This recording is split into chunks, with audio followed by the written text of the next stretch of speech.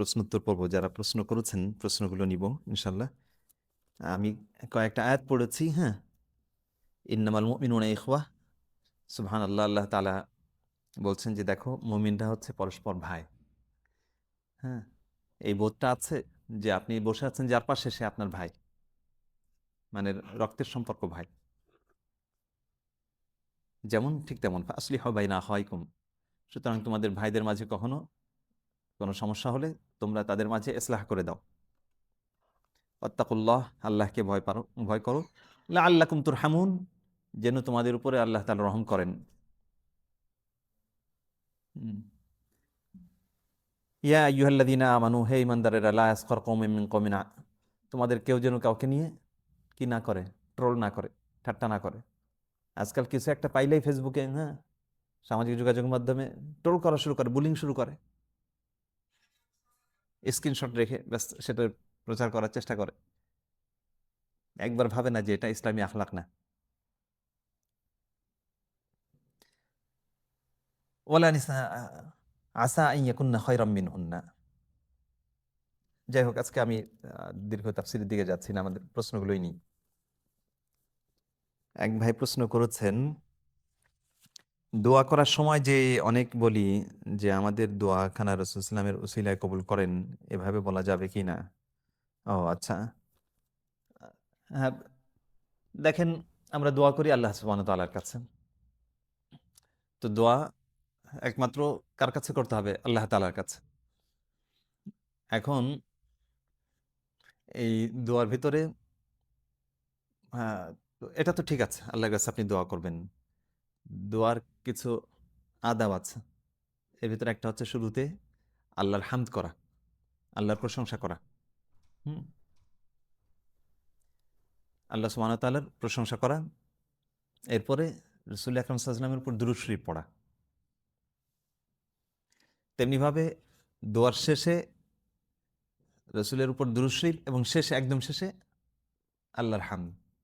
এটা তো রাসূলের উপর দুরূদ শরীফ যেমন, ওইভাবে কেউ কেউ, হে আল্লাহ, রাসূলুল্লাহ সাল্লাল্লাহু আলাইহি ওয়াসাল্লামের উসিলায়, অথবা এখানে যারা আছে তাদের ভিতর তোমার যার ই পছন্দ হয় তার উসিলায়, হ্যাঁ, তো উসিলা দেওয়া, এটা আল্লাহর কাছে চাওয়ার একটা শিল্প, একটা আর্ট হিসেবে। এটা শব্দগত, এখানে কোনো সমস্যার কিছু নাই। কেউ কেউ এটাকে মানে খুব কিছু ক্ষুদ্র একটা অংশ ওলামা একরামের যারা এটা অপছন্দ করেছেন। হুম, তো এটা সমস্যা নেই, এটা যদি কেউ না করেন তাতেও সমস্যা নেই, আর করলে আহামরি যে কিছু হয়ে গেছে তা না, মানে কোনো ক্ষতি হয়েছে বিষয়টা এমন না।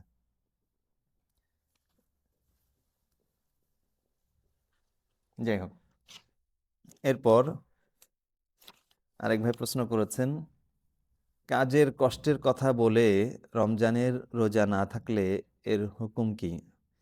আও, আচ্ছা, সুন্দর প্রশ্ন করেছেন। মানে কেউ তার কাজের ভিতরে এমন কষ্ট, যে কষ্টের কারণে সে রোজা রাখতে পারছে না, হুম, তাহলে তার হুকুম কি? তো প্রথম কথা হচ্ছে, দেখেন, কুতিবা আলাই ইয়া আইয়ুহাল্লাযীনা আমানু কুতিবা আলাইকুমুস সিয়াম, হে ঈমানদারেরা, তোমাদের উপরে সিয়ামকে ফরজ করা হয়েছে। তা আল্লাহর পক্ষ থেকে ফরজ করা হয়েছে। রাষ্ট্রের পক্ষ থেকে যেমন কোনো কিছু অবধারিত করা হয়, হ্যাঁ, সেটা যে সামান্য এই ট্রাফিক সিগন্যাল, এটা কখনো লঙ্ঘন করেন? কোনো সময়, কোনো সময় আমি যে গাড়ি চালাই, কখনো লঙ্ঘন হয়ে গেলে খুব টেনশনে থাকি যে জরিমানা কত আসে। হ্যাঁ, ভুলে, ইচ্ছা করে তো করি না। অনেক সময় গতি আছে, থামাইতে পারি নাই, চলে গেছি। তো এতটুকু বোঝার চেষ্টা করেন যে সামান্য একটা রাষ্ট্রের, হ্যাঁ, ছোট্ট একটা দেশ কোরিয়া, এইখানে রাষ্ট্রীয় যে যে রাষ্ট্রের রাষ্ট্রপ্রধানকে, এর নামও ভালো করে হয়তো জানেন না, আমি নিজেই জানি না। আপনাদের কি বলবো, ই জে মিয়ন না লি জে মিয়ন কে জানে? হ্যাঁ, নামটা কি বর্তমান যে, হ্যাঁ, লি জে মিয়ন না ই জে মিয়ন? দুই রকম আছে, কি ঝামেলা আছে, মানে ইংলিশে একরকম, কোরিয়ান আর একরকম। তা এই নাম নিয়ে একতলাফ লেগে গেছে, দেখেন। তার আমরা চিনি না, কিন্তু এই দেশের আইন কত শক্তভাবে, কঠোরভাবে আপনি মানার চেষ্টা করেন। তাহলে যিনি আহকামুল হাকিমিন, আসমান এবং জমিরের মালিক, আপনার আমার খালিক, পয়দা করনেওয়ালা, তার হুকুমটা কি পরিমাণ গুরুত্ব, এতটুকু আজমত যদি আপনার থাকে, তে আপনি বুঝবেন যে আসলে আল্লাহর একটা হুকুম লঙ্ঘন করতে মানে আপনার বুক কাঁপবে, আপনার 100 বার ভাবতে হবে। আহ, আর আল্লাহ দেখেন, আল্লাহ তো রাহিম করিম। আপনার নিজের উপর যতটুকু দরদ আছে, আল্লাহ তার চেয়ে বেশি আপনার প্রতি রহিম এবং দয়ালু। আজকাল তো এই আমাদের যাদের স্বাস্থ্য খারাপ হয়ে যাচ্ছে, ডাক্তাররাও ফাস্টিং বলতেছে, 17 ঘন্টা না খেয়ে থাকার কথা। এই প্রশ্ন এখন পূরণ হয়ে গেছে, এই ধরনের প্রশ্ন এখন করে না। হ্যাঁ, তবে বাস্তবধর্মী একটা যেটা অনেক সময় কাজ, কঠিন কাজ থাকে, হ্যাঁ, এবং প্রচন্ড পিপাসা এবং রোজা রাখা অসম্ভব হয়ে যায়। তা আপনি সর্বাত্মক চেষ্টা করবেন। এরপরে যদি এমন হয় যে আপনার শারীরিক, হ্যাঁ, সমস্যা দেখা দিবে, মানে এরকম যদি মনে হয় যে আপনি পারতেছেন না, তো রোজা ভেঙে ফেলা এটাই বিধান। আপনি প্রথমে চেষ্টা করবেন যে এত বেশি কষ্টকর কাজ হলে রমজানের মাস ছুটি কাটান। হ্যাঁ, রমজান মাস আপনি ছুটি কাটান, আপনি ছুটি নিয়ে নেন যে আমি পারবো না। অসুস্থ হলে যেমন আপনি করতে পারতেন, যদি এত বেশি জটিল কঠিন কাজ হয়। হ্যাঁ, আর যদি এটা না না না পারেন, কাজ করতেই হবে, তো ঠিক আছে, কাজ করেন, রোজা রাখারও চেষ্টা করেন। যেই দিন পারবেন না, প্রত্যেক দিনের জন্য ধরে নেন না যে আমি রোজা রাখবোই না, বরং আপনি সর্বোচ্চ আপনার চেষ্টা করলেন, যে সময় পারতেছেন না আপনি রোজা ভেঙে ফেলতে পারবেন, সেটার অবকাশ আছে। শরীয়তের মাসলা এটাই, এখানে যেটা মাসলা সেটা আমি বলবো। মাসলা এমনই, রোজা যে একদম মরে গেলেও আপনার রোজা রাখতে হবে, কথাটা এমন না। লা ইউকাল্লিফুল্লাহু নাফসান ইল্লা উসাহা, স্পষ্ট বিধান যে আল্লাহ তাআলা মানুষের সাধ্যের উপরে কোনো হুকুম চাপিয়ে দেন না। এটা ইসলামের সৌন্দর্য। হ্যাঁ,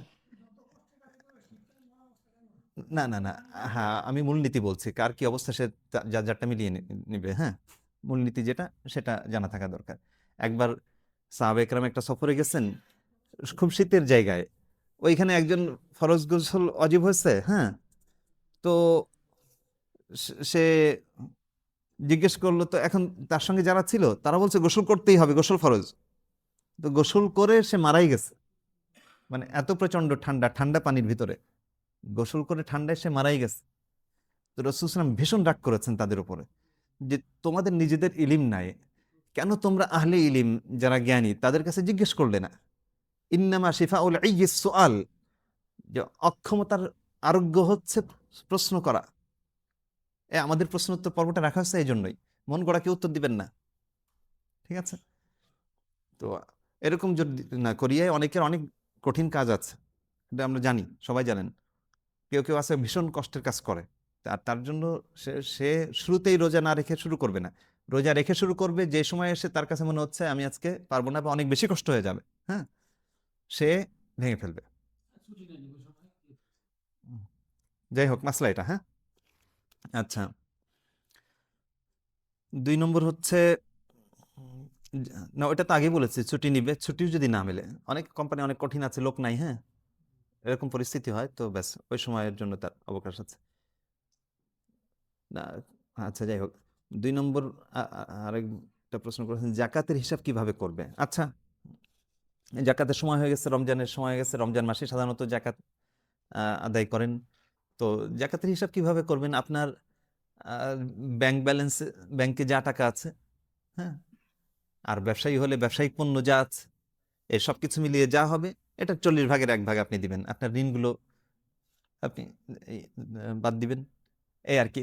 এটা আসলে জাকাতের মাসলা আমি দেখেছি, অনেক বলে দেখেছি, মানুষ বোঝে না। আপনি যার সমস্যা হয় আমার সঙ্গে একান্তভাবে আলাপ করবেন, যে আপনার কি ধরনের সম্পদ আছে এবং কিভাবে কি, আমি আপনাকে বুঝাই দেবো ক্লিয়ার। হ্যাঁ, আর রমজানের আগে শেষ সপ্তাহে আমরা দেখি জাকাত নিয়ে আবার একটু আলাপ আলোচনা করবো, ওই দিনও আপনার কারো প্রশ্ন থাকলে করতে পারবেন।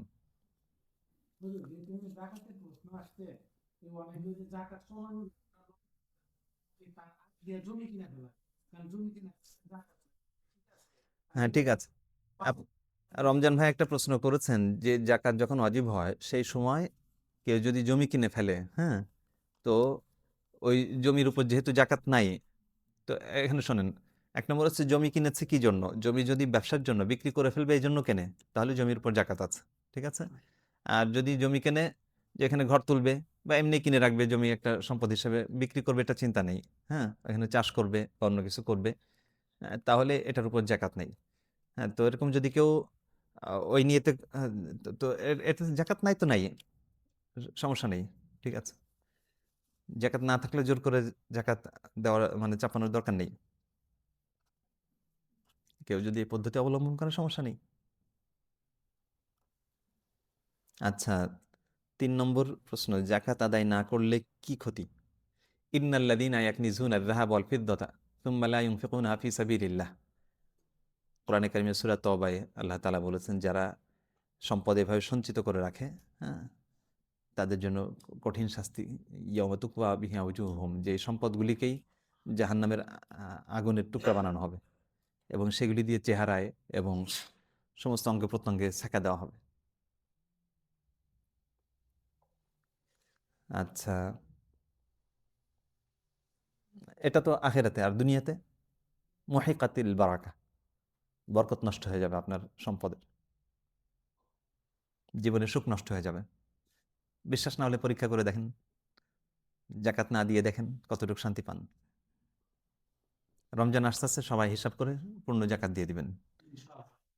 প্রত্যেকের যে পরিমাণ ব্যাংকে ব্যাংকে 1 কোটি ওন আছে আপনার, ব্যাংকে আপনার পকেটে কিছু খুচরা সব মিলিয়ে হিসাব করবেন, এই 1 কোটি ওনের কত আসবে কে বলতে পারবে? মাশাআল্লাহ, ইমরান ভাই জানে 2.5 লাখ, শতকরা 2.5 ভাগ। 2.5 লাখ ওন আপনি দিয়ে দিবেন। আত্মীয় স্বজন, প্রতিবেশী, বিভিন্ন জায়গায় তাদের হক আছে। আপনি জাকাত না ওয়াজিব হলেও তো আপনার কিছু না কিছু দিতে হয়। আলহামদুলিল্লাহ, একটা সুবিধা হয়েছে আপনার, জাকাত থেকে আপনি দিয়ে দিলেন। আচ্ছা, কত ফায়দা আর না আদায় করলে কত ক্ষতি, কয়টা বলবো? আচ্ছা, আরেকটা প্রশ্ন করেছেন, সেহরি না খেয়ে রোজা রাখার কি হুকুম? আচ্ছা, দেখেন, as-সাহুরু বারাকাতুন, রাসূল আকরাম সাল্লাল্লাহু আলাইহি ওয়াসাল্লাম বলেছেন যে দেখো, সেহরি হচ্ছে বরকত, হ্যাঁ, সেহরির ভিতরে বরকত রয়েছে। তো এই জন্য এই বরকতপূর্ণ খাবার আহ, ত্যাগ না করা উচিত। তবে যদি কেউ সেহরি না খায়, রোজা হয়ে যাবে, রোজার সমস্যা নেই। রাসূল আকরাম সাল্লাম সেহরি ইফতারি কিছুই না করে রোজা রেখেছেন বহুদিন। তো সেহরি খাওয়া ওয়াজিব না, ইফতারি খাওয়া ওয়াজিব না। আর একটা সুসংবাদ আপনাদের জন্য, আলহামদুলিল্লাহ, প্রতিবারের মতো আনসার মসজিদে এবছরও ইফতারির জমজমাট আয়োজন রয়েছে ইনশাআল্লাহ প্রতিদিন, 30 দিনের 30 দিনই ইনশাআল্লাহ। এবং ইতিমধ্যেই বেশ কয়েকটা দিন নির্ধারিত হয়ে গেছে যারা যারা খাওয়াবেন। আপনারাও কেউ যদি শরীক হতে চান, আপনাদের জন্য উন্মুক্ত থাকবে ইনশাল্লাহ। আমরা কিছুদিনের ভিতরে এখানে ইফতার ফান্ড লিখে দিব, আপনারা শরীক হতে পারবেন। সবাই ইনশাল্লাহ শরীক হব আমরা। আর প্রত্যেকদিন আপনাদের দাওয়াত রইল, এখানে ইফতারির জন্য আসবেন। আর এখানে রাতে থাকারও বন্দোবস্ত থাকবে রমজানে। তো সবচেয়ে ভালো হয় যে রমজান মাসটার জন্য ব্যাস চলে আসেন, কাজ করবেন, কাজ করে সোজা এখানে চলে আসবেন, ইফতারি করবেন, সেহরির নিজেরা যে কয়জন থাকবেন বন্দোবস্ত করে নিতে পারবেন ইনশাল্লাহ। আচ্ছা,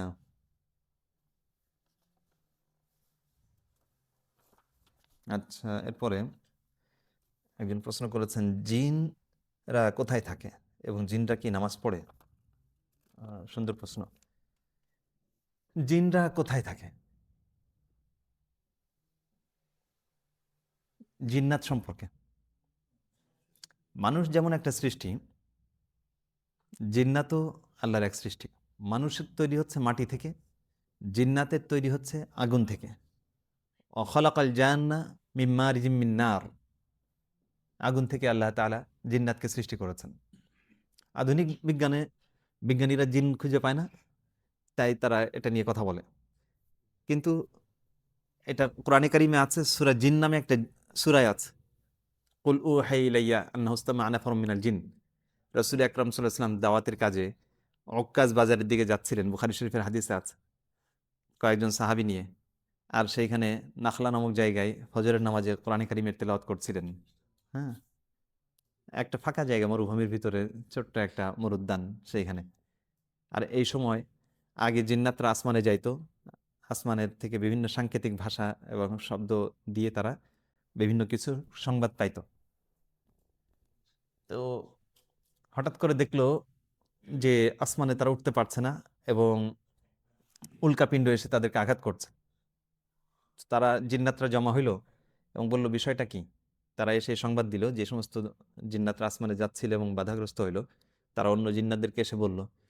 তো তারা বলল হাদাথা হাদিসুন ফিদ দুনিয়া, যে দুনিয়াতে কোনো একটা ঘটনা ঘটেছে, এই জন্য এই ধরনের একটা ব্যাপার ঘটেছে। তো বিভিন্ন দলে দলে ভাগ করে জিন্নাতদেরকে সারা দুনিয়ায় ছড়িয়ে দেওয়া হলো যে তোমরা খোঁজ নাও পৃথিবীতে নতুন কি ঘটেছে। তো একদল যারা তেহামা, আরবের তেহামাতে আসলো, হ্যাঁ, এই দিক থেকে আসার সময় তারা এরকম খুঁজতেছিল যে আসলে নতুন কিছু চোখে পড়ে কিনা। এই সময় তাদের কানে রসুল আকরাম সাল্লাল্লাহু আলাইহি ওয়াসাল্লামের কোরআনের তেলাওয়াতের আওয়াজ এসে পৌঁছলো। তো তারা ওই আওয়াজ ধরে ধরে তারা ওই নাখলার ওইখানে এসে তারা তেলাওয়াতে কোরআনের তেলাওয়াত শুনলো এবং শুনে তারা বলল যে হ্যাঁ, আমরা যেটা খুঁজতাছি সেই জিনিসটা এটাই। তো তারা তার কওমের কাছে গিয়ে এই কথা বলল, কুল উহিয়া ইলাইয়া আন্নাহু ইসতামা'a নাফারুম মিনাল জিন্নি ইন্না সামি'না কুরআনান আজাবা। তারা গিয়ে বলল যে আমরা তো এক বিস্ময়কর কোরআন শুনে এসেছি, ইয়াহদি ইলার রুশদি। ও, তারা যে শুধু শুনেছে তা না, তারা শুনে আবার বলে ফাআমান্না বিহি, আমরা সেই কোরআনের উপর ঈমান এনেছি। সুবহানাল্লাহ। তারা গিয়ে তাদের ওই জিন্নাতদের কাছে গিয়ে বলছে যে এই কোরআন হেদায়েতের দিকে মানুষকে পথ দেখায়, শুদ্ধ পথের দিকে। ফাআমান্না বিহি, আমরা ঈমান এনেছি। এবং দীর্ঘ বিবরণ তারা যে কথা বলেছে, এই পুরো কথোপকথন তাদের জিন্নাতদের, এটা আল্লাহ সুবহানাহু ওয়া তাআলা সূরা জিনে তুলে ধরেছেন। সুতরাং জিন্নাত আছে, তারা কোথায় থাকে? এই দুনিয়াতেই থাকে। আর আল্লাহ সুবহানাহু ওয়া তাআলা বলেছেন ওয়া মা খালাকতুল জিন্না ওয়াল ইনসা ইল্লা লিয়াবুদুন, জিন এবং ইনসানকে আমি পয়দা করেছি আমার ইবাদতের জন্য। দুনিয়াতে আর অনেক মাখলুকাত আছে, তো এই সমস্ত মাখলুকাত, তাদের উপরে আহকাম নাই, শরিয়ত নাই। জিন এবং ইনসানের উপরে শরিয়ত, এবং শরিয়ত এটা জিন ইনসানের বৈশিষ্ট্য। দেখেন সেই শরিয়াকে এখন আমরা অনেকে অস্বীকার করে, বোঝে না। যাই হোক, তো এখন জিন্নাত কোথায় থাকে? এই পৃথিবীতেই থাকে, হ্যাঁ, তবে ভিন্ন ডাইমেনশনে। আমরা এক ডাইমেনশনে আমরা দেখতে পাচ্ছি না, ওরা ভিন্ন ডাইমেনশনে। বাকি তারা আমাদেরকে দেখে, ওই ডাইমেনশন থেকে এই ডাইমেনশন দেখা যায়, আমাদের ডাইমেনশন থেকে তাদের ডাইমেনশনে আমরা দেখতে পাই না। অনেক সময় ওই ডাইমেনশনের পর্দাটা উঠে যায়, তো তাতে কেউ কেউ কোনো জিন্নাত দেখে ফেলে। আর কিছু কিছু আমল আছে, ওই সমস্ত আমল করলেও জিন্নাতের সঙ্গে সংযোগ করা যায়। যারা ওই যে মুদাব্বির আছে, হ্যাঁ, তারা অনেকে এই ধরনের আমল করে, আমল করে বশ করে, জিন্নাতদের দিয়ে বিভিন্ন কাজ করাইতে পারে। আমার কাছে আসলে আপনাকে আমি বলে দিতে পারবো যে কি আমল করলে আপনার কাছে জিন্নাত আসবে। আচ্ছা,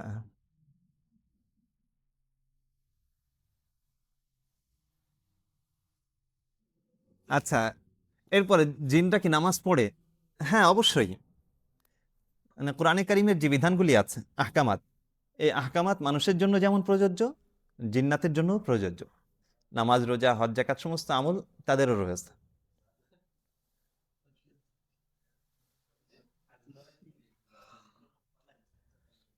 মনে করেন এইখানে আপনারা বসে আছেন, তো আপনারা টের পাচ্ছেন না এখানে অন্য মাখলুকাত আছে। আপনারা যেমন তাফসীর শুনছেন, এইখানে অন্য মাখলুকাতও তাফসীর শুনছে। ফেরেশতারা যেমন আছে, ফেরেশতাদের তো ঈমান রাখেনি, কিন্তু জিন্নাতেরটা আপনি জানেন না। জিন্নাতও এই ধরনের মাহফিলে বসে, তাদের ভিতর যারা ভালো আছে, হ্যাঁ, তাদের ভিতরে মুমিন আছে এবং কাফির রয়েছে। তো যারা মুমিন তারা ভালো মজলিসে তারা আসে এবং তারা বসে। আচ্ছা, আরেক ভাই প্রশ্ন করেছেন, কোনো কারণে যদি এশা নামাজের সুন্নত নামাজ না পড়ে তাহলে কি হবে?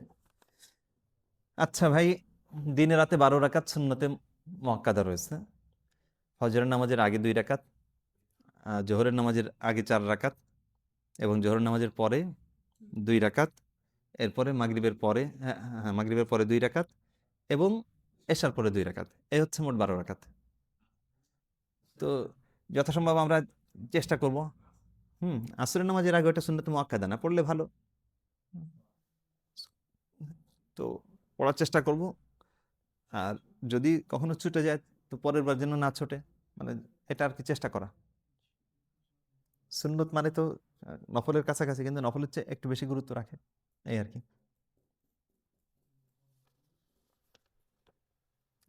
আসসালামু আলাইকুম। প্রশ্ন, সর্বনিম্ন কতটুকু সম্পদ থাকলে জাকাত দিতে হবে, বা কত ভরি স্বর্ণ থাকলে জাকাত দিতে হবে? সুন্দর প্রশ্ন। এটা একটা ভালো বিষয় যে আমাদের ভাইয়েরা সামনে রমজান আসছে, এখন থেকেই মানসিকভাবে প্রস্তুতি নিচ্ছেন জাকাত দিতে হবে। খুব ভালো। সবাই প্রশ্ন করেছেন দু একজন, বাকি সবারই আসলে এটা ভাবার দরকার, সামনে জাকাতটা আদায় করতে হবে সুন্দরভাবে। হ্যাঁ, স্বর্ণ হচ্ছে 7.5 ভরি, আর রূপা হচ্ছে 52.5 ভরি। তো স্বর্ণ রূপা অথবা এর সমপরিমাণ 52.5 ভরি রূপার দাম কত? 1 ভরি যদি 1,000ও হয়, তাহলে 52.5 ভরি 52,500, মানে 50,000, মানে কোরিয়ায় যারা আছেন নিশ্চিত। হ্যাঁ, 1 মাসের। তবে হ্যাঁ, শর্ত হচ্ছে 1 বছর অতিক্রান্ত হওয়া। তো একেবারে যারা নতুন এসেছেন তাদের উপরে জাকাত আসবে না, যদি আগে থেকে টাকার মালিক না থাকেন। যারা একেবারে নতুন এসেছেন, 1 বছর হয় নাই, আর যারা 1 বছর এসে গেছেন কোরিয়ায়, তো তাদের উপরে জাকাত ওয়াজিব হয়ে যাবে। 1 বছর, 1 বছর থাকা।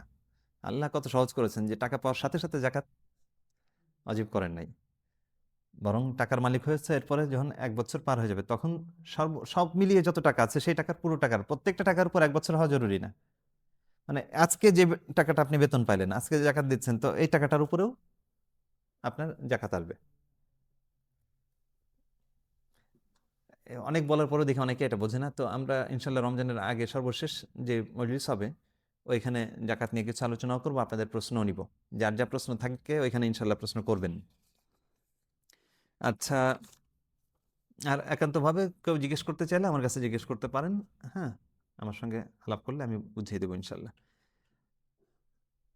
অনেক দেরি হয়ে যাচ্ছে, প্রশ্নগুলো শেষ করি। আরেক ভাই প্রশ্ন করেছেন, বিড়াল বা কুকুর যাতে মা হতে না পারে, বা পুরুষ বিড়াল বা কুকুর যাতে বাবা হতে না পারে সেজন্য অপারেশন করা হয়, এটা শরীয়তের বিধান কি?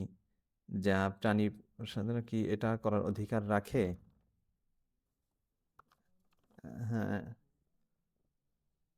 এটা আগে একবার এটার উত্তর দিয়েছি। হ্যাঁ, এটা অনুত্তম, কিন্তু যদি প্রয়োজন হয়, হ্যাঁ, তো এবং ওই পশুদের যদি এটা করে, অপারেশন করে, তো এটার অবকাশ আছে প্রয়োজনের কারণে। এই যে মানে এখানে বিভিন্ন অ্যাপার্টমেন্টে বাচ্চা হলে তার এটার বিভিন্ন জীবাণু, বিভিন্ন কিছু, অনেক কিছু সমস্যা হয়, এই কারণে এদিকে এরকম কোথাও কোথাও নিয়ম আছে।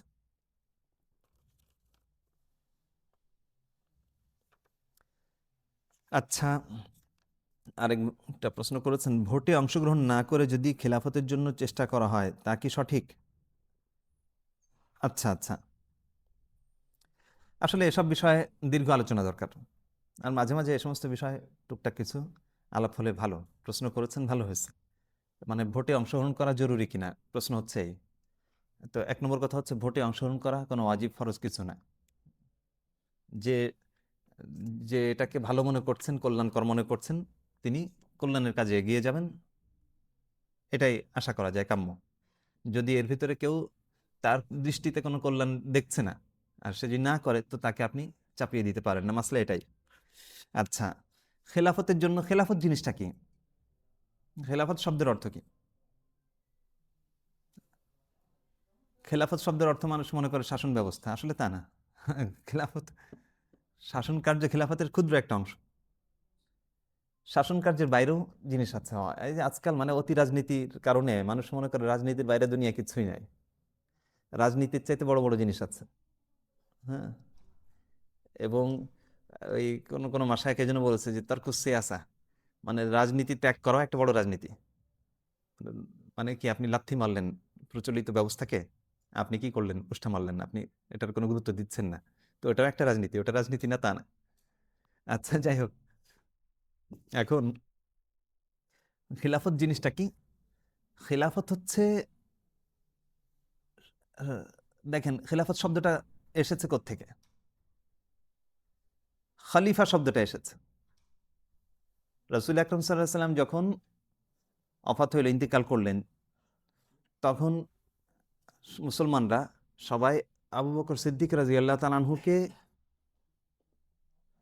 কি করলেন? নিজেদের প্রধান নির্বাচন করলেন, তো তাকে বলা হতো খলিফাতুর রাসূলিল্লাহ। খলিফা শব্দের অর্থ স্থলাভিষিক্ত, আল্লাহর রসুলের স্থলাভিষিক্ত। এটা নায়েবের অর্থে, মানে রসুল যে কাজগুলি করতেন সেই কাজগুলি তিনি করলেন, তিনি করবেন। পরবর্তীতে খলিফা না বলে আমিরুল মুমিনিন শব্দ আবিষ্কার হইল, এটা হযরত উমরের সময়। এর আগে আমিরুল মুমিনিন শব্দটা ছিল না। হযরত উমরকে প্রথম কোন একজন সাহাবী তিনি বললেন ইয়া আমিরুল মুমিনিন। হ্যাঁ, কেন? কারণ হচ্ছে খলিফাতু রাসূলিল্লাহ, আর উমর খলিফাতি রাসূলিল্লাহ, মানে এইভাবে হতে থাকলে তো মুশকিল হবে, এই জন্য আমিরুল মুমিনিন। কিন্তু হ্যাঁ হ্যাঁ হ্যাঁ, একটা জটিলতা হয়, ভাষাগত ব্যাপার। খিলাফতের মূল বিষয়টা হচ্ছে আল্লাহ রসুলের অনুসরণ করা, হুবহু আল্লাহ রসুল যে সমস্ত কাজ করতেন। এখন ব্যক্তি জীবনে, পরিবার জীবনে, সমাজ জীবনে, রাষ্ট্র জীবনে, সমস্ত ক্ষেত্রে এখন আপনার যতটুক আয়ত্তে আছে আপনি করেন, আর যতটুক নাই ব্যাস ওটার জন্য চিন্তা ভাবনা করবেন অবশ্যই, এতটুক। শুধু যে শাসন ব্যবস্থা, হ্যাঁ, আপনার নিয়ন্ত্রণ নেবেন বা ভালো মানুষদের বা মানে এটা না, এটা ক্ষুদ্র পরিসরের ভিতরে। এখন ওই যে বললাম না, রাজনীতিটাকে, রাজনীতি মানে দেশ পরিচালনায়, শাসন কার্যের সামান্য ক্ষমতা একটা সাধারণ মানুষের নাই, কিন্তু মনে করতেছে আমরাই চালাইতেছি দেশ। প্রত্যেকেই তাই মনে করে যে আমার হাতেই দেশ, আমি রাজা নির্বাচন করি। এর চেয়ে মানে বড় ধোঁকা এই আধুনিক মানুষের উপরে, এত বড় ধোঁকা পৃথিবীর ইতিহাসে নাই। কি যে এক একজন, ওরে বাবা, রাজনীতি করে বিরাট কিছু হয়ে যাচ্ছে। হ্যাঁ, যাই হোক, তো খেলাফতের চেষ্টা, একদল আছে খেলাফতের চেষ্টার নামে ওই যে জঙ্গি, একসঙ্গে 67 জেলায় 63 জেলায় একসঙ্গে বোমা মেরেছে। হ্যাঁ, এই যে খেলাফত কায়েম করতেছে। মানে খেলাফত শব্দটা যে কি বানাইছে, এখনো আছে ওই কুকি চিন না কি যেন আছে, ওদের সঙ্গে একদল ট্রেনিং নিতেছে, এগুলো আবার ভিডিও ভাইরাল হয়েছে। হ্যাঁ, এগুলো হচ্ছে ইন্টারন্যাশনালি বিভিন্ন ইসলামের বিরুদ্ধে, মুসলমানদের বিরুদ্ধে একটা ষড়যন্ত্রের অংশ। হ্যাঁ, এবং মূর্খ নির্বোধ কিছু ফুলাপান, এরা এই সমস্ত ফাঁদে, জালে আটকা পড়ে। এই নিয়ে আমি কাজ করেছি, আমার ধারণা আছে মানে কত জটিল ভাবে এই ধরনের কাজ করে, মানে সূক্ষ্মভাবে এবং সুকৌশলে, চরম অপকৌশল। আচ্ছা, আল্লাহ তাআলা হেফাজত করুক, বোঝার তৌফিক দান করেন। এরপরে আমাদের দেশে আপনি দেখেন, আমি এটা প্রায় বলি, আপনারা বড় বড় স্বপ্ন দেখেন, হ্যাঁ, বলে 90% মুসলমানের দেশ, জুমার নামাজ পড়ে শতকরা কতজন? 90% মানুষ নামাজ পড়ে। শ- শতকরা শতকরা তাও 100 ভাগ তার জুমা পড়ে না। জুমার সময় আপনি দেখেন না বাইরে মানুষ থাকে না? শতকরা 20% মানুষ জুমা পড়ে, 80% মানুষের নামাজই পড়ে না। কোথায় আছেন আপনি? অনেকে আছে খিলাফতের কথা বলে, ইসলামী হুকুমতের কথা বলে, শরিয়ার কথা বলে। কয়েকদিন আগে প্রথম আলো এই সমস্ত জায়গায় যে বাংলাদেশে 80% মানুষ শরিয়া চায়, চায় মানে, কিন্তু নামাজ কালাম ইসলামের কোনো কিছুই তার ভিতর নাই, কিন্তু শরিয়াত চায়। এই হচ্ছে অবস্থা। তো এগুলো এক ধরনের অসুস্থতা, ইসলামকে না বোঝার কারণে।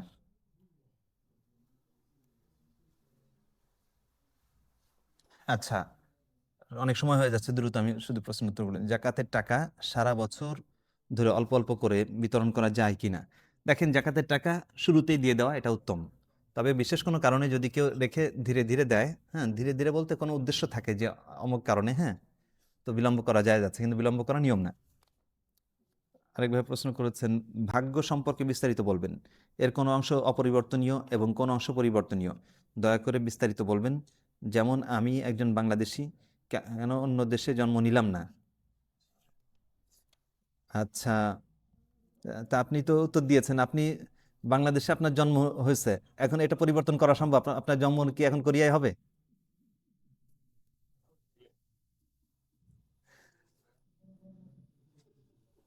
যাই হোক, ভাগ্য পরিবর্তন করা যায় না, ভাগ্য যেটা লেখা আছে সেটা হবেই। উত্তর এটাই। কোনো অংশ না, যেটা আল্লাহর লেখা আছে, আল্লাহর ইলমে আছে, সেই অনুসারে হবে। এই যে হ্যাঁ, মানে তাহলে কিছু করুন না, আরে ওইটাও তো লেখা আছে, আপনি আপনি কি করবেন না করবেন না সেটাও লেখা আছে। মানে এটাই রাসূলুল্লাহ সাল্লাল্লাহু আলাইহি ওয়াসাল্লামকে জিজ্ঞেস করা হয়েছিল।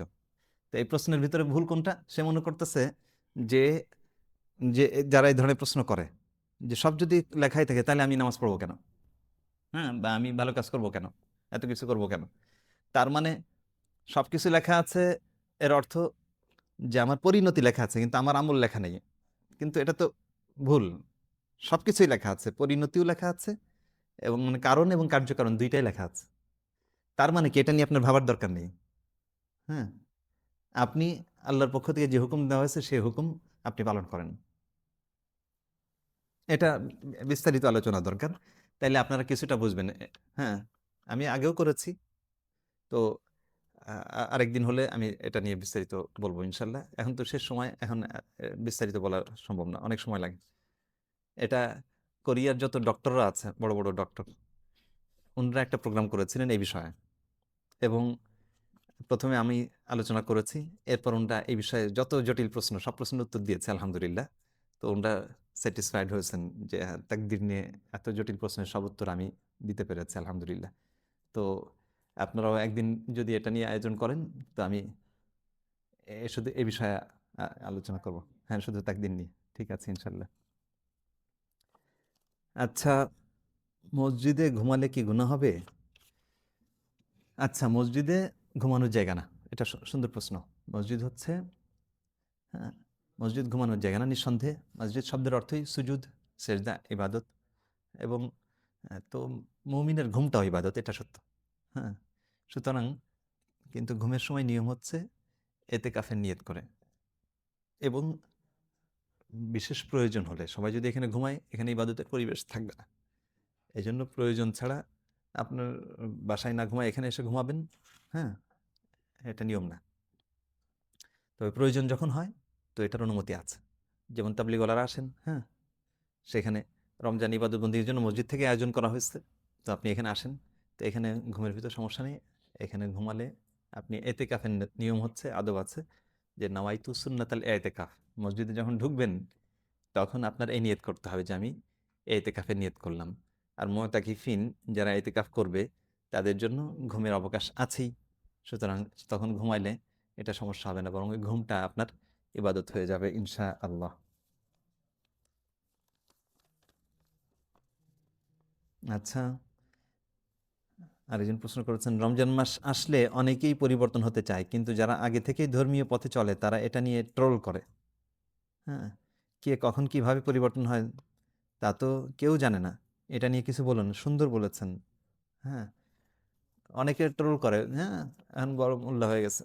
ভাই কেন ট্রোল করবেন? হুজুর হয়ে গেছেন। মানুষকে উৎসাহিত করবেন, নেতিবাচক কথা না বলে ইতিবাচক বলেন। মানুষকে দিন থেকে, ইসলাম থেকে দূরে ঠেলবেন না। হ্যাঁ, সুন্দর। একজন প্রশ্ন করেছেন, করলা গাছকে ভোট দিয়ে তার কাছ থেকে রসালো আম আশা করি, তারপর আমরা আল্লাহর কাছে বলি কেন এমন শাসক দিল, এটা কতটুকু উচিত? আচ্ছা, সুন্দর প্রশ্ন। প্রশ্নের ভিতর উত্তরই এসে গেছে, আমি আর কি বলবো, উত্তরই দিয়ে দিয়েছেন। মানে যেমন মানুষকে আপনি নির্বাচিত করবেন, তো তার কাছ থেকে তেমনই আশা করবেন, অন্য কিছু আশা করা তো ঠিক না। এই আর কি। বাকি একটা কথা আমি শুধু এই নির্বাচন সম্পর্কে এই কথাটা বলে আজকে আমি শেষ করতে চাই। আমাদের দেশের কালচার, হ্যাঁ, কয়দিন আগে তারেক জিয়া বলেছেন যে প্রতীক দেখে আপনারা কি করবেন, ভোট দিবেন। এটা সবাই বিরোধিতা করেছে। এখন আবার সবাই কিন্তু প্রতীকের কথাই কইতেছে। এখন কেউ কইতেছে না যে প্রতীক দেখে ভোট দিয়েন না। কিন্তু আমার কথা হচ্ছে না কখনোই প্রতীক দেখে দিবেন না। আপনার এলাকায় যারা দাঁড়াচ্ছে এদের ভিতর অপেক্ষাকৃত আপনার কাছে যাকে ভালো মনে হয় তাকে আপনি করেন। এই কালচারটা চেঞ্জ করেন আমাদের দেশের। হ্যাঁ, প্রতীক দেখে ভোট দেওয়া, এই কালচারটা চেঞ্জ করেন। বরং আপনি যোগ্য দেখে, হ্যাঁ, যোগ্য না, সততা হচ্ছে সবচেয়ে বড় যোগ্যতা। অনেক যোগ্য কিন্তু চোর, তারও বেশি চুরি করবে। ঠিক আছে, অনেক বড় ডক্টর, ভালো, তো যোগ্য দেখে না, যোগ্যতার ভিতরে সততা, এটা হচ্ছে সবচেয়ে বড় যোগ্যতা, মনে রেখেন। হ্যাঁ, তো সততা দেখবেন, ভালো মানুষ কিনা সেটা দেখবেন, তার যোগ্যতা একটু কম থাকলেও সে অন্তত আপনার টাকা চুরি করবে না। হ্যাঁ, তো ওর ভিতরে আপনি দেখবেন যে এর ভিতরে সবচেয়ে তুলনা, সবাই দুনিয়াতে দুইটা মানুষ এক না, আপনি বলেন তিনজন। আপনার চেহারার আরেকটা মানুষ দুনিয়াতে আছে? নাই। আপনার মনের মতো আরেকজন নাই, তো দুইজন একরকম হয় না, কোনোদিন হয় না। তিনজন তো পরের কথা, দুইজনই একরকম হয় না। হ্যাঁ, একজনই খুঁজে পাওয়া যায় না, তিনজন ভালো মানুষ, আরো আরো আরো ভালো কথা কথা। যাই হোক ভাই, এই আশা করি কালচারটা দূর হবে। সে যে দলের হোক, খুব একদম ইসলামী দল, ইসলামী দল দেখে ভোট দিয়েন না। দেখেন তার, মানে তাতে হবে কি, মানুষের যদি এই মানসিকতা চেঞ্জ হয়, তো প্রত্যেক দলই চেষ্টা করবে ভালো মানুষটাকে, ভালো প্রার্থী দিতে। আছে না যে অমুক দলের যদি কলা গাছে দাঁড় করায় তাও জিততে আসবে। তো এটা, এই কালচারটা আসলে শেষ করা দরকার। হুম হুম। যে আল্লাহ তাআলা আমাদের সবাইকে বোঝার তৌফিক দান করেন, এবং যতটুকু শুনলাম এই অনুসারে আমল করার তৌফিক দান করেন। আমিন ওয়া আখিরু দাওয়ানা আনিল হামদুলিল্লাহি রাব্বিল আলামিন। আসসালামু আলাইকুম ওয়া রাহমাতুল্লাহ।